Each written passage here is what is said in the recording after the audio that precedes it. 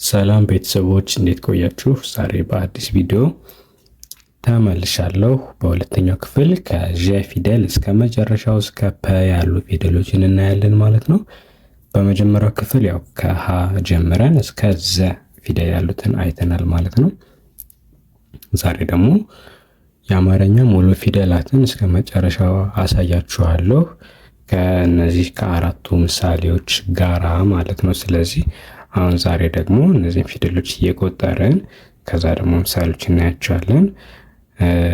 አማርኛ ማንበብ መጻፍ መማር የምትፈልጉ ተማሪዎች ካላችሁ ኮመንት ላይ አንድ ቁጥር በመጻፍ አሳውቁኝ። እኔ ደግሞ ቁጥራችሁን ተቀብዬ የእናንተን ቁጥር አሊያም ደግሞ የኔን ቁጥር ኮመንት ላይ ጽፌላችሁ ኦንላይን አስተምራችኋለሁ ባላችሁበት ቦታ ማለት ነው። ስለዚህ መማር የምትፈልጉ አማርኛ ከኔ ጋር መማር ማጥናት የምትፈልጉ ባላችሁበት ሆናችሁ ኮመንት ላይ አንድ ቁጥር አስቀምጡልኝ። እኔ ኮንታክት አደርጋችኋለሁ ማለት ነው እናንተን።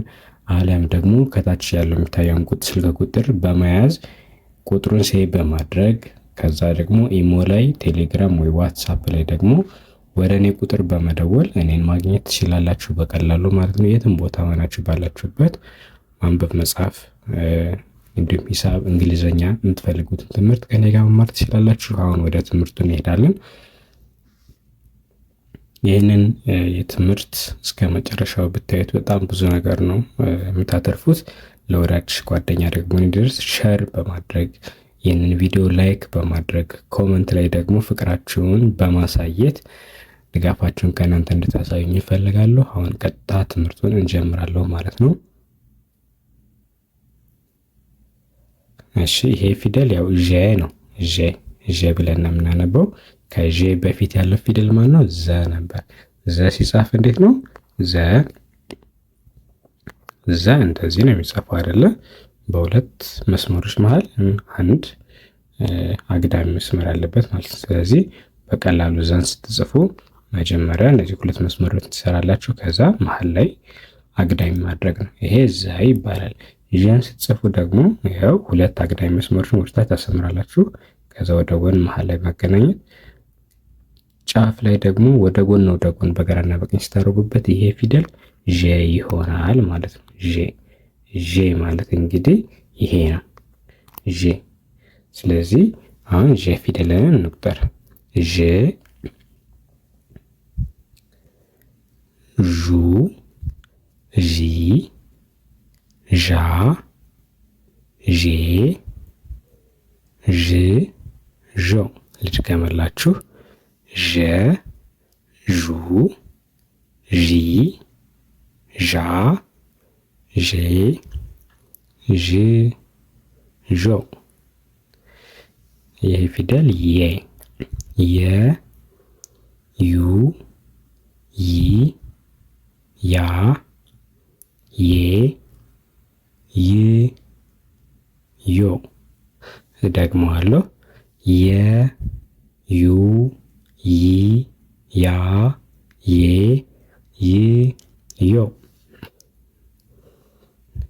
ደ፣ ዱ፣ ዲ፣ ዳ፣ ዴ፣ ድ፣ ዶ።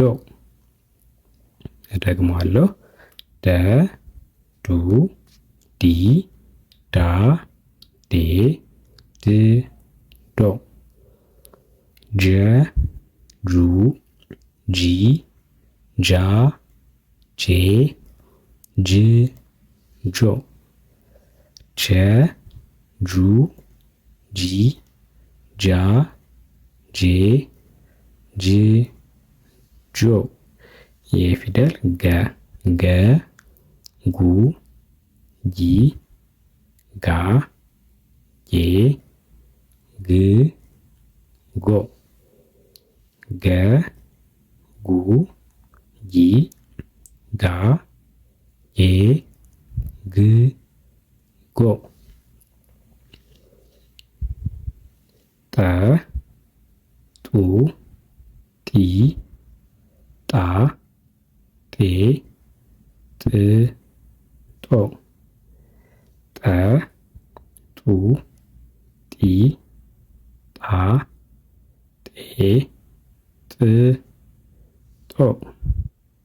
ይሄ ፊደል ጨ ጨ ጩ ጪ ጫ ጬ ጭ ጮ ጨ ጩ ጪ ጫ ጬ ጭ ጮ ይሄ ፊደል ጰ ጰ። ከዛ በፊት ጨ ፊደልን እንዴት በቀላሉ እንደምትጽፉ አሳያችኋለሁ። ጨ ፊደልን እንዴት በቀላሉ እንደምትጽፉ ያው ጠና ጨ ይመሳሰላሉ ስትጽፉ ማለት ነው። ስለዚህ እስኪ መጀመሪያ ጠን ስትጽፉ እንደዚህ መጻፍ ነው። ስለዚህ ጨን ለመጻፍ ደግሞ መጀመሪያ ማንን መጻፍ ያለብን? ጠን እንጽፋለን። ጠን ከጻፋችሁ በኋላ ችክቧን ነገር ከታች ማስቀመጥ። ሌላ ምንም የተለየ ነገር የለውም። በተመሳሳይም ደ ፊደል እና ጀ ፊደልም ይመሳሰላሉ። አሁን ደን ስትጽፏት እንደዚህ አድርጋችሁ ይኸው እንዲህ ማድረግ ነው። እስኪ ልድገምላችሁ። ቺን ጽፋለን። ወርጅን አደረኩኝ። በቃ ከታች ደግሞ እግሯን ጀ ለማድረግ ደግሞ መጀመሪያ ደን የምንጽፍ ደን እንዲች አድርገን እንጻፍ። ከዛ ጀ ለማድረግ ከላይ ይሄን ቅጥያውን ስናደርገው ጀ ፊደል ይሆናል ማለት ነው። እንዲሁም ደግሞ አሁን ቀጣይ የምናያቸው ጰ ይቻውን ፊደል የምናያት ጰ ፊደልን እሷን ለመጻፍ እንዴት አደርጋላችሁ? መጀመሪያ ይህችን ጻፉ እንደዚች። ከዛ ይሄንን ወደዚህ አድርጋችሁ ከላይ ማድረግ። እስኪ ልድገማት። ይሄ እንደዚህ ትጽፋላችሁ። ይሄን ቅርጽ ብቻ ይኸው እንደዚህ። ከዛ ይችን እንደዚህ ማድረግ ከላይ እንደዚህ። ደና ጰ አጻጻፋቸው ይለያያሉ። ደ ሲጻፍ ይኸው እዚህ ጋር ነው ችግሯ። ይሄኛው ግን እዚህ ጋር ያለውና እዚህ ጋር ያለው ቅርጹ ይለያያል። እዚህ ጋር የጰ ፊደል ስትጽፉ ተላልፎ ነው የሚሄደው። የደ ግን አይተላለፍም ማለት ነው። ስለዚህ ደ ፊደል እና ጰ ፊደል ስትጽፉ ይለያያሉ። ያው ይሄንን አጻጻፍንችን ከለመዳችኋት በኋላ እንደዚህም ከታች ጀምራችሁ ሙሉን እንዲህ መጻፍ ትችላላችሁ። እስኪ ከታች አንድ ጀምራችሁ እንደዚህ ያችሁ ጸ ፊደልን እቺ ጸ ነች። ጸ ከላይ ቅጥያ ካላት ጰ ትሆናለች። ከሌላት ግን ጸ። አሁን ይሄ አናቱ ላይ የለውም፣ ይሄኛው አናቱ ላይ ያለው። ስለዚህ አናቱ ላይ ያለው ጰ ነው የሚባለው፣ የሌለው ጸ። ስለዚህ እቺን ብቻ እንደዚህ መጻፍ ትችላላችሁ። ይሄም ጰ ይሆናል ማለት ነው። እሺ አሁን ወደ ፊደሉ እንሄዳለን። ጰ ጱ ጲ ጳ ጴ ጵ ጶ። ለድገመው። ጰ ጱ ጲ ጳ ጴ ጵ ጶ። እሺ ቀጣይ ደግሞ ያለው ማን ነው? ቀጣይ ያለው ፊደል ጸ ብያችኋለሁ። ጸ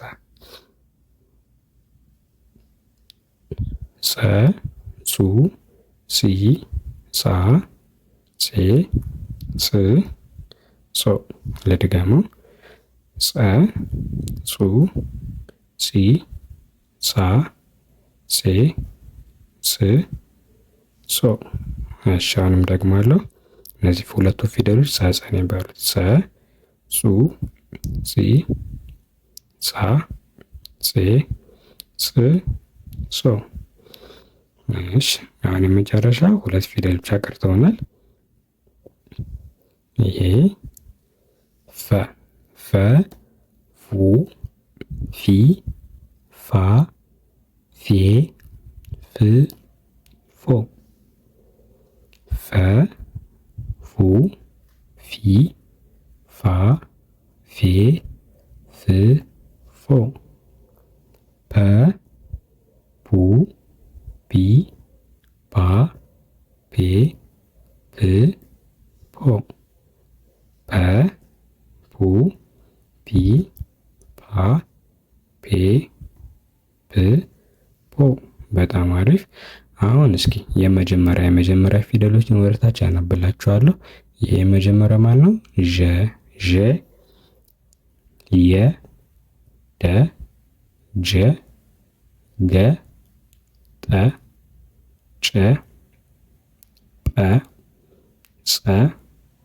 ጸ፣ ፈ፣ ፐ ይህንን ይመስላሉ ማለት ነው። ይህን ይመስላሉ። ስለዚህ አሁን ደግሞ እነዚህ ፊደሎች የመጡበትን እናያለን ማለት ነው። እሺ አሁን እዚህ ጋር ይቺ ፊደል የመጀመሪያዋ ማነች? የመጀመሪያዋ ጠ ነች አይደለ? ጠ። ሁለተኛዋ ደግሞ ይኸው ጠ እዚህ ጋር አለች። ጠ ጡ ጢ ጣ ጠጣ ይላል ማለት ነው። ጠጣ። ቀጣይ ጭ ጋ ግ ጭ የጨ ቤት ይኸው ጨ ቹ ጪ ጫ ጬ ጭ ጭ ይኸው ስድስተኛ ፊደል። ጋ ደግሞ የጋ አራተኛ ፊደል ገ ጉ ጊ ጋ። ከዛ ደግሞ ግ የችኛቱ ማለት ነው ስድስተኛ ፊደል ገ ጉ ጊ ጋ ጌ ግ። ስለዚህ ጭ ጋ ግ ጭጋግ። ይሄ ደግሞ ጸ ጸጋ ጸጋ። ይቺ ጎ ጎ ጆ ጎጆ ጎጆ። በቀላሉ እንደዚህ ብለን እነዚህ ማንበብ እንችላለን ማለት ነው። መጀመሪያ ስንጀምር እንዳልኳችሁ ኦንላይን አስተማሪ ተመድቦላችሁ በግል መማር የምትፈልጉ ልጆች ካላችሁ ከኔ ጋር መማር ስለምትችሉ መማር የምትፈልጉ ተማሪዎች ኮመንት ላይ 1 ቁጥር ጻፉልኝ። ሌሎቻችሁ ደግሞ ሀሳብ አስተያየታችሁን ኮመንት ላይ አስቀምጡልን። እስከዛ በቀጣይ ሌላ ቪዲዮ እስክንገናኝ መልካም ጊዜ